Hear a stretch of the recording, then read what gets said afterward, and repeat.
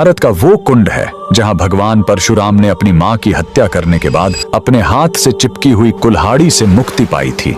यह कहानी है महान ऋषि जमदग्नि और उनकी पत्नी पतिव्रता रेणुका की। कहते हैं रेणुका हर दिन नदी से कच्चे घड़े में पानी लाती थी और उनके सतीत्व के बल से वह घड़ा टूटता नहीं था। उनके 5 पुत्र थे जिनमें सबसे छोटे थे विष्णु अवतार परशुराम। एक दिन रेणुका ने नदी में कुछ गंधर्वों स्वर्ग के संगीतकार को जल क्रीड़ा करते देखा। उन्हें देखकर एक पल के लिए उनका मन मोह में पड़ गया और उसी क्षण उनके सतीत्व का बल टूटा और कच्चा घड़ा टूट गया। जब वो आश्रम लौटी तो ऋषि जमदग्नि ने अपने योग्य बल से जान लिया कि उनका मन भटक गया था। वो इतने क्रोधित हुए कि उन्होंने अपने पुत्रों को आज्ञा दी, अपनी मां का वध कर दो। जब चारों बड़े भाइयों ने मना कर दिया तो क्रोधित पिता ने उन्हें तुरंत पत्थर बन जाने का श्राप दे दिया। इसके बाद परशुराम ने पिता की आज्ञा को अपना धर्म समझा।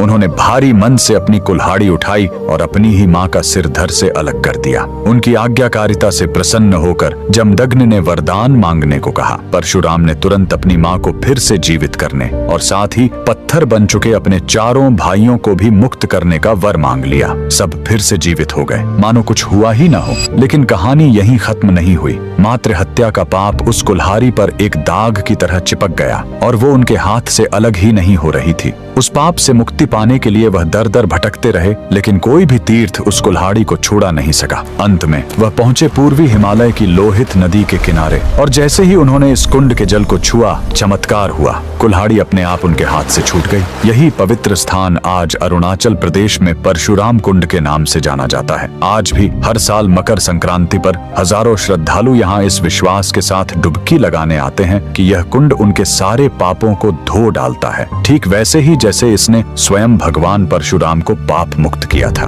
भगवान परशुराम को दिल से मानने वाले सभी भक्त कमेंट्स में जय परशुराम जरूर